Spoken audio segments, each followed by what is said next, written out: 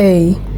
We saw the ad in the summer, in about July, I think, but we weren't really serious about moving then, so we didn't even go and see it.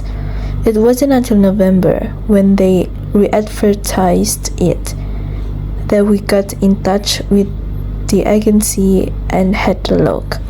They'd put the price down since the summer too, I suppose because it had been empty so long, so that made it more affordable for us, which helped us make up our minds. It was perfect. A big garden for the kids and enough space for a novice. In winter, it was lovely, very cozy, in fact, which is important to me as I really feel the cold. Whereas my husband will open a window when it's minus temperatures outside. Anyway, in July, when summer really started and we had that heat wave, we understood why no one had wanted to rent in over summer. It was boiling. All those lovely big windows that made that flat so light and open were like a greenhouse as soon as it got warmer. From about 8 in the morning until 7 in the evening, it was like living in a sauna. We couldn't stand being at home, and weekends were especially bad. No air conditioning, of course. If only we'd gone to see it when it was first advertised in July, we'd never have moved in. B. I always rent apartments when I go on holiday. Rather than staying in hotels. Hotels are impersonal, aren't they? This way, you get to feel like you really live in the place you're visiting. It's the first time I've done it the other way around, though, and rented out my place, but it seemed like a good way of making some extra money.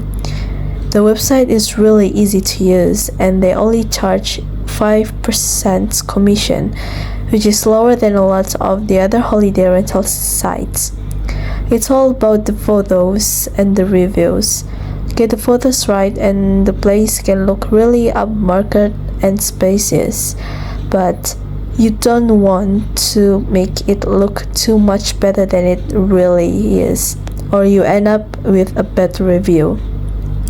It's better to undersell and over-deliver so guests are pleasantly surprised and leave an extra positive review.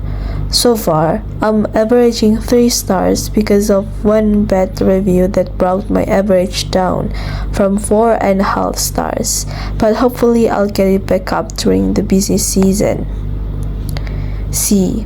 Buying a house seems so far out of my reach, it's almost impossible as it is for lots of people my age these days.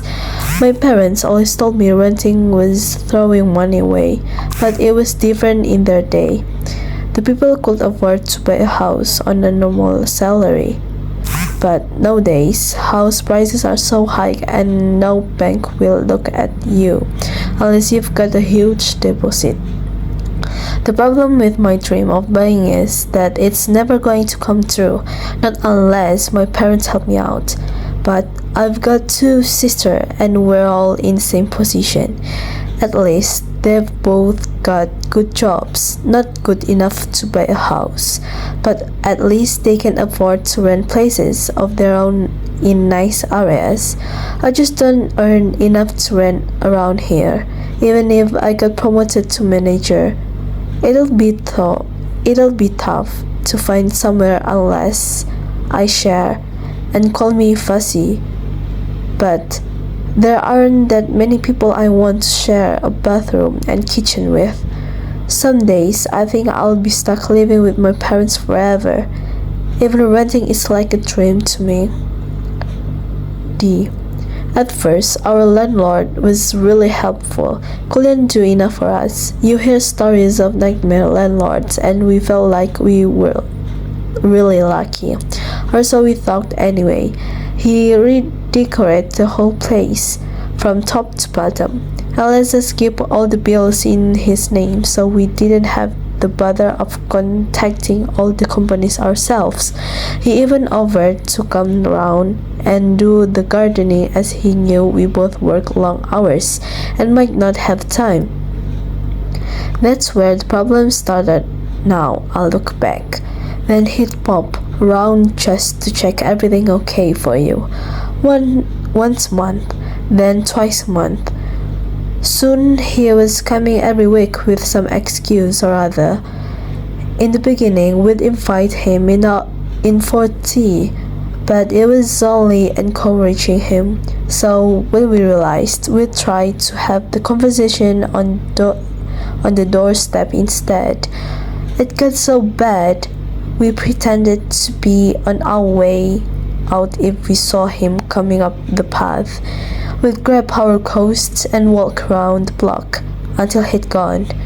I don't know if he was just lonely or just didn't trust us not to ruin his precious house. In the end, we gave our notice and found somewhere else. It's a shame because we really loved that house, but at least it's more peaceful in the new place.